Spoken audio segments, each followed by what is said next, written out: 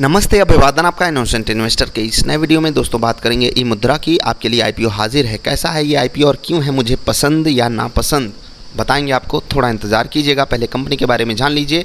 Company के बारे में जानने से पहले ये समझ लीजिए कंपनी के पेरेंट कौन है। तो आपको एक कंपनी का नाम पता होगा, 3i infotech consumer services limited. इसी की ये पार्ट थी, ओरिजिनली इनकॉर्पोरेटेड। इन्होंने पहली ही लाइन में ये बात लिखी है। इसकी कुछ वैल्यू है। वैल्यू ये है कि भाई साहब कंपनी के पास कमाल का एक्सपीरियंस है, कंपनी के मैनेजमेंट के पास कमाल का एक्सपीरियंस है और अभी ये कंपनी अलग बिजनेस करती है, अलग तरीके से बिजनेस करती है। तो चलिए देखेंगे कंपनी क्या बिजनेस करती है और कैसी है ये कंपनी। इनके आईपीओ में पैसा लगाना चाहिए या नहीं। वीडियो कहीं पर भी पसंद नहीं आती है तो डिसलाइक कर देना, पसंद आ जाए तो लाइक कर देना। 20 से 24 मई के बीच में यानी कि आपके पास पूरा मौका है इस आईपीओ में पैसा लगाने के लिए। अगर अच्छा लग गया तो पैसा ज़रूर लगाइएगा। ठीक है, आगे बढ़ते हैं। एक चीज़ जो आपको बहुत ध्यान से देखनी चाहिए वो है anchor investors lock in end date. इसका मतलब क्या होता है? एंकर इन्वेस्टर्स जो होते हैं यानी कि बड़े प्लेयर्स जो होते हैं वो जो अपना पैसा डाले होते हैं स्टॉक में, उनको 1 महीने बांध करके रखती है सेबी। ठीक है, कि आप 1 महीने अपना पैसा नहीं निकाल सकते। ये तारीख ख़त्म होगी 21 जून 2022। उस दिन स्टॉक कैसे ट्रेड करता है वहाँ से आप काफ़ी कुछ डिकोड कर सकते हो। बड़े प्लेयर्स को इसमें इंटरेस्ट है या वो कुछ अलग गेम खेल रहे हैं, आप डिकोड कर सकते हो क्योंकि वहाँ पर बड़ा ट्रांजैक्शन होता है, वॉल्यूम बढ़ जाता है। ठीक है, 31 मई को आपके खाते में शेयर्स आएंगे अगर आपको मिलता है आईपीओ, और लिस्टिंग होगी 1 जून को। चलिए देखते हैं कंपनी के बारे में अच्छी बातें और बुरी बातें जो भी हैं। ठीक है, पहले तो कंपनी खुद अपने रेड हेरिंग प्रॉस्पेक्टस में क्या बता रही है उसको हम समझने की कोशिश करेंगे। Largest licensed certifying authority in India, थोड़ा सा ही कम 40% के आसपास इनके पास मार्केट शेयर है। इम्प्रेसिव है, ये कमाल का इम्प्रेस हुआ मैं भी कंपनी। हाँ, एक चीज़ मैं आपको आगे बढ़ने से पहले बता दूं, एसबीआई ई मुद्रा और ये जो ई मुद्रा है दोनों अलग अलग हैं। 2-4 सवाल इसी पे आ गए। एक सवाल तो ऐसा आ गया, सर ये सरकारी कंपनी है क्या? मतलब कमाल की बात करते हो आप लोग यार, थोड़ा मज़ा भी आ जाता है। चलिए अच्छी बात है, करना भी चाहिए सवाल। ठीक है, तो 40% से थोड़ा सा ही कम, लेकिन इतना मार्केट शेयर होना मेरे लिए कमाल की बात है। मैं इम्प्रेस हो गया इस कंपनी से। भारत जैसे देश में we are a one step. हाँ, कंपनी करती क्या है पहले मैं आपको समझा देता हूँ। जो इनका बड़ा बिजनेस है, पहले तो आप समझ लीजिए 1.5 लाख के आसपास इनके पास रिटेल कस्टमर हैं। 600 प्लस 650 के आसपास इनके पास कॉरपोरेट कस्टमर हैं। ठीक है, बिजनेसेस आप मान सकते हो। अब यहाँ पर क्या होता है, ये जो है डॉक्यूमेंट्स को ई साइन करवाते हैं, डिजिटल सर्टिफिकेट्स प्रोवाइड करते हैं। कंपनी खुद बताती है यहाँ पर we are one stop shop solution provider in secure digital transformation. Secure digital transformation क्या होता है कि आपने कोई इनवॉइस डाउनलोड की कहीं से, तो वो इनवॉइस डिजिटली साइन रहे, इनकी बदौलत हो पाती है। ये फ़ीस लेते हैं उसकी। ठीक है, और बहुत सारी चीज़ें होती हैं इंटरनेट पे। और जिस तरीके से इंटरनेट की डिमांड बढ़ रही है, जिस तरीके से ऑनलाइन शॉपिंग बढ़ रही है, ठीक है, जो सेलर्स होते हैं आपके बड़ी वेबसाइट्स पे, अमेज़ॉन, फ्लिपकार्ट या कहीं पर भी आप शॉपिंग करते हो, तो वहाँ पर जो सेलर्स होते हैं उनको ये यूज़ करना पड़ता है।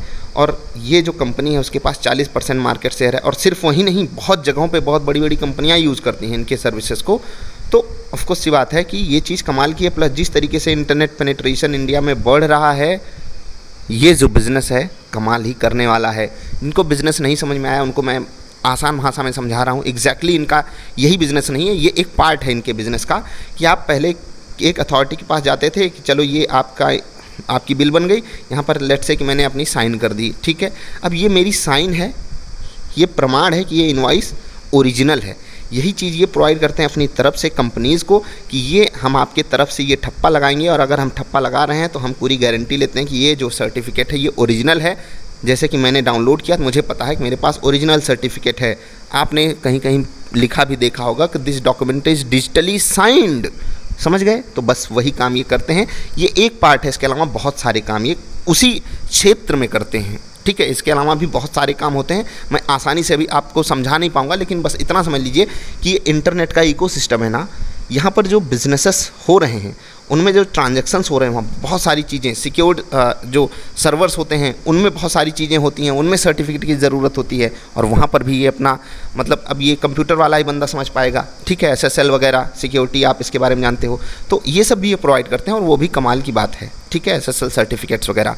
चलिए अब आगे देख लेते हैं, दो चार चीज़ें और बहुत ध्यान से समझ लीजिएगा। Diverse long standing and growing customer base है इनका, ऑफकोर्स सी बात है, होगा ही, मजबूरी भी है देश की और बिजनेसेस की कि इनके जो सर्विसेज हैं, इनके जो प्रोडक्ट्स हैं उसको वो यूज़ करें। ठीक है, 4 नंबर पॉइंट भी मिस मत कीजिएगा, इनके पास टेक्नोलॉजी बैक्ड इंफ्रास्ट्रक्चर है जिसकी ज़रूरत काफ़ी ज़्यादा है। आने वाले समय में ये इसको ग्रो भी करेंगे। जो IPO से ये पैसा उठा रहे हैं, अच्छी बात एक और है कि IPO से जो पैसा उठा रहे हैं अमेरिका में अपने बिजनेस को ग्रो करेंगे, जो कि अच्छी बात है। आपको इसको बहुत पॉजिटिव मानना चाहिए। कंपनी डेट फ्री करेगी खुद को, ये भी बहुत पॉजिटिव बातें हैं। तो ये सब पॉजिटिव चीज़ें हैं।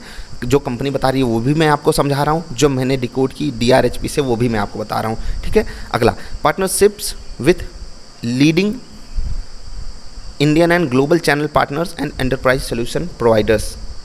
ठीक है, सोल्यूशन पार्टनर्स, ये अच्छी बात है। हम इसको ऐसे अपने पॉइंट से आपको नहीं समझा पाएंगे, लेकिन आप यहाँ पर ये समझिए, कंपनी आपसे ये कहना चाहती है कि इनके पास भारत के नामी नामों के साथ पार्टनरशिप है, इनकी पार्टनरशिप है भारत के नामी कंपनियों के साथ, विदेशी कंपनियों के साथ, जो कि एक अच्छी बात आपको माननी चाहिए। और आखिरी बात जो मुझे काफ़ी पसंद है, मैनेजमेंट। 7 नंबर पॉइंट और फर्स्ट नंबर पॉइंट, इसने मुझे काफ़ी इंप्रेस किया है। और 7 नंबर पॉइंट से मैं जनरली इंप्रेस नहीं होता हूँ, लेकिन मैनेजमेंट जिस तरीके से कॉन्फिडेंस के साथ आकर के मीडिया हाउसेस को अपनी बातें समझाता है, जिस तरीके से अपने बारे में बताता है कि हमारे ऊपर ये नहीं, हम ऐसे काम किए हैं, हमारे पास इतना एक्सपीरियंस है, हम ऐसे ऐसे चीज़ों को ग्रो करेंगे, वो सब चीज़ें एक बहुत पॉजिटिव, मतलब कहते हैं ना कि एटीट्यूड उनका दिखाती हैं, और इसलिए मैं इस चीज़ से इंप्रेस हुआ। ये तो था क्वालिटेटिव फैक्टर जहाँ पर कंपनी अपने बारे में बताती है। अब देखेंगे इनका प्राइस 256 रुपये है। अब चलते हैं क्वांटिटेटिव फैक्टर पे। ठीक है, आसानी से आपको यहाँ पर कुछ समझाने की कोशिश करेंगे। ध्यान रखिएगा कि 256 रुपये पे आपको ये कंपनी मिल रही है, 5 रुपये की फेस वैल्यू है। 256 रुपये पे आपको अप्लाई करना पड़ेगा। ठीक है, अप्लाई करना चाहिए या नहीं आप थोड़ी देर में समझ जाओगे। 2019, 2020, 2021 कमाई देखिए, 2 रुपये 48 पैसे एक शेयर के पीछे, 2 रुपये 37 पैसे, 2 रुपये 49 पैसे। ग्रोथ है कमाई में? नहीं है। ग्रोथ है कमाई में? नो। क्या बिजनेस को ग्रो करने में तकलीफ होगी? नो। अब दूसरे एंगल से देखते हैं, इनका जो प्रॉफिट है उसको देखना ज़रूरी है। केवल इतना देख करके हो सकता है आप में से कई सारे लोग कंफ्यूज हो जाएं। प्रॉफिट आपके सामने है 19, 20, 21। रेवेन्यू देखिए 100 करोड़, 116 करोड़, 132 करोड़। छोटी सी कंपनी है, ऑफ कोर्स सी बात है, छोटी सी कंपनी। प्रॉफिट देख लीजिए 17 करोड़, 18 करोड़, 25 करोड़। 17 करोड़ के पैट पे भी 2.5 रुपये का EPS, 25 करोड़ के पैट पे भी 2.5 रुपये का EPS। बात समझ में आई? नहीं आई? समझा देता हूँ। अर्निंग पर शेयर होता है, जब शेयर की संख्या प्लस हो जाएगी यानी कि बढ़ जाएगी तो अर्निंग पर शेयर नहीं बढ़ेगी, भले ही आपका प्रॉफिट बढ़ा हो। या आप इसको अपनी भाषा में अगर समझना चाहो तो अगर प्रॉफिट इतना ही होता यहाँ पर, क्योंकि शेयर्स की संख्या बढ़ गई है तो यहाँ पर अर्निंग पर शेयर काफ़ी कम होता। आई होप आप समझ गए होंगे। तो अगर हम दूर से देखेंगे, सिर्फ पैट से देख करके कंपनी को समझने की कोशिश करेंगे तो हो सकता है हम गुमराह हो जाएं। इसीलिए मैं आपको कह रहा हूं, ध्यान से 2 बातें नोट कीजिएगा कि इनके नंबर ऑफ़ शेयर्स बढ़े हैं, इसीलिए अर्निंग पर शेयर नहीं बढ़ पाया, जबकि प्रॉफिट बढ़ा है। ठीक है, दूर से देखने पे आपको प्रॉफिट अच्छा दिखाई देगा। अब 256 रुपये पे इस कंपनी में अच्छा बुरा क्या है? ठीक है, अच्छी बात मैंने आपको बता दी कि कंपनी का जो बिज़नेस है वो मुझे पसंद है, मैनेजमेंट मुझे पसंद है। बिज़नेस पसंद है क्यों? क्योंकि उसमें ग्रोथ की पॉसिबिलिटी है, क्योंकि वो जो टेक्नोलॉजी यूज़ कर रहे हैं उसकी फ्यूचर में डिमांड है। मैनेजमेंट इसलिए पसंद है क्योंकि एक्सपीरियंस है, प्लस मैनेजमेंट बहुत ही पॉजिटिव है अपनी कंपनी को लेकर के। तीसरी चीज़ जो मुझे पसंद आई वो ये कि कंपनी के पास पूरा वेल प्लान्ड चीज़ें हैं, मतलब पूरी वेल प्लान्ड चीज़ें हैं कि वो ये जो IPO से पैसा उठा रहे हैं उसका क्या करेंगे। और ये चीज़ भी मुझे इंप्रेस कर रही है कि कंपनी को डेट फ्री करना है, विदेश टू बी प्रिसाइज अमेरिका में अपने बिजनेस को बढ़ाना है। ये चीज़ मुझे और अच्छी लगी। अब बुरी क्या है बातें? बुरी सबसे पहली बात कि ये जो बिज़नेस है इसको जो ग्रोथ मिलना है वो किस चीज़ पे मिलना है? वो डिजिटल इंडिया पे मिलना है। उस पर सरकार का भी काफ़ी फोकस है। तो ये भी पॉसिबिलिटी है, ये मैं अपनी तरफ से बता रहा हूँ, कोई भी मीडिया हाउस आपको ये बात शायद नहीं बताए। ये भी पॉसिबिलिटी है कि सरकार ये जो डिजिटल सर्टिफिकेट का प्रोसेसिंग सिस्टम है इसको अपने अंडर में किसी भी तरीके से लाना चाहती है। और जब भी ऐसा होगा तो ये कंपनी के लिए एक बड़ा डेंट रहेगा। क्यों? मैं सिर्फ बता रहा हूँ, ये मेरा मानना है कि ऐसा हो सकता है। तो ये मेरे लिए पहला नेगेटिव फैक्टर है। मैं एज एन इन्वेस्टर जो भी सोचता हूँ वो आपको बता रहा हूँ। हो सकता है आप इस बात से बिल्कुल भी इत्तेफाक ना रखते हो, आप इस चीज़ को इग्नोर कर दीजिएगा। कुछ लोग कहेंगे कि ऐसा होगा ही नहीं क्योंकि कंपनी ऐसे कर रही हैं, प्राइवेट कंपनियों को ऐसे ही ज़रूरत होती है। तो ठीक है, मैं आपकी बात मानता हूँ, लेकिन सरकार का फोकस उस पर है।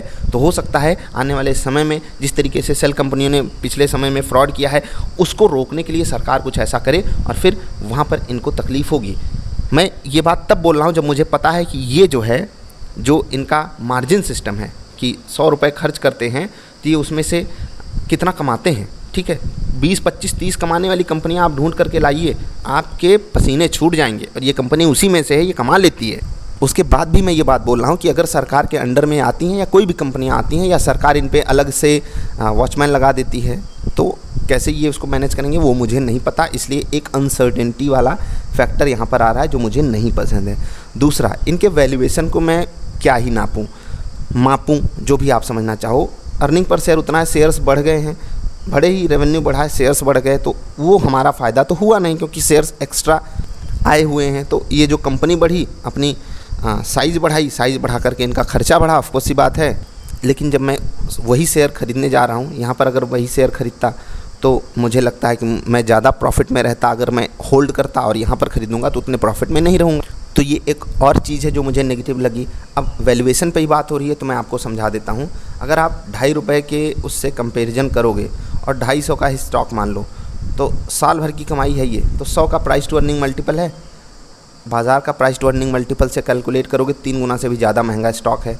क्या ये बिज़नेस इतना अच्छा है कि हम इसको 3 गुना का मल्टीपल दे जाएं? ये जनरल सेंस में मैंने कैलकुलेशन की है। ये भी चीज़ें बहुत ऊपर नीचे हो जाएंगी, आईपीओ के बाद भी होंगी, कुछ क्वार्टरली रिजल्ट्स के बाद भी होंगी, वो उससे मुझे कोई मतलब नहीं। मैं अभी इनको जो वैल्यूएशन दिया जा रहा है उससे बात कर रहा हूँ कि 256 रुपये पे कंपनी आपसे क्या मांगने आई है।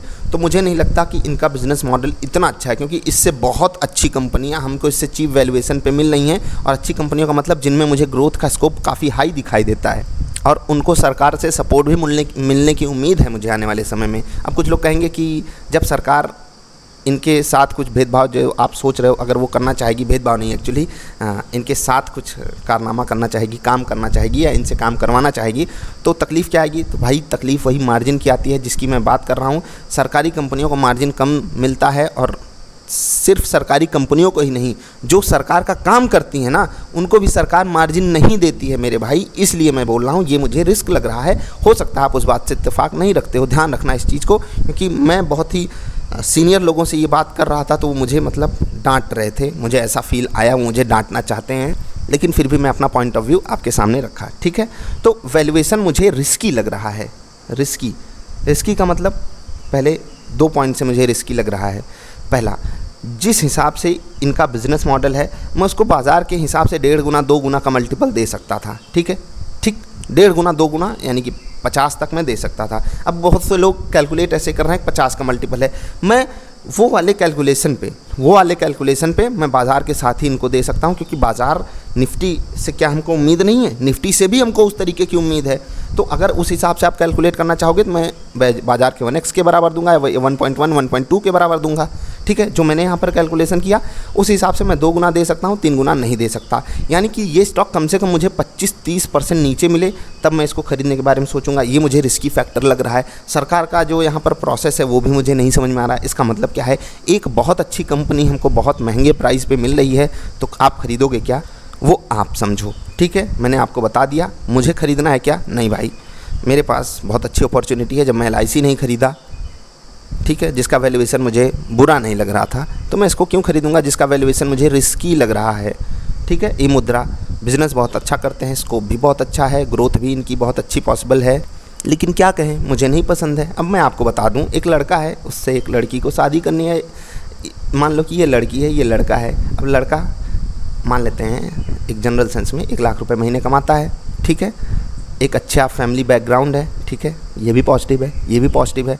ठीक है, कोई मतलब ठीक है, और भी चीज़ें, आप पढ़ाई बहुत अच्छी किया था, बहुत अच्छे तरीके से कमाता है, बहुत मीठी बातें करता है, बहुत ख्याल रखने के लिए वादा भी कर रहा है, लेकिन एक ही कमी है, ऑफिस से आता है, पी लेता है, और जब तक मतलब सारी रात हैंगओवर रहता है उसको, अगले दिन हैंगओवर रहता है जब ड्यूटी करने जाता है। तो क्या वो लड़की बोलेगी कि हाँ चलिए हम आपके साथ शादी करेंगे? नहीं भाई, मार के भागेगी। ठीक है, क्यों? क्योंकि ये महंगा शौक हो गया और मैं महंगे शौक से दूर रहने के लिए आपको बोलता हूँ महंगा शौक मत करना। इवन मुझे तो कभी कभी ये लगता है वोल्टास और टाइटन जैसे स्टॉक भी मतलब जब ख़रीदता हूँ ना तो लगता है यार नहीं ख़रीदना चाहिए, जबकि उनसे मुझे काफ़ी उम्मीदें हैं। उसके बाद भी सोच लीजिए, लड़के के पास बहुत अच्छी अच्छी क्वालिटीज़ थी, सारी चीज़ें चेकलिस्ट में फ़िट हो रही थी, बस एक ही चीज़ नहीं फ़िट हुई कि लड़का पियक्कड़ है। ठीक है, और यहाँ पर मैं इस कंपनी को पियक्कड़ नहीं बोल रहा हूँ, बस आपको समझाने के लिए बोल रहा था। तो ई मुद्रा IPO अगर महंगा नहीं होता तो मैं इसको ज़रूर ख़रीदता। महंगा है, अच्छे अच्छे माल अच्छे रेट पे अवेलेबल हैं, तो मैं उनको ख़रीदूँगा। इस IPO की तरफ आंख उठा करके देखूँगा ज़रूर, लेकिन ख़रीदूँगा डिस्काउंट पे। अभी के लिए इतना ही। वीडियो देखने के लिए आपका आभार। नमस्कार।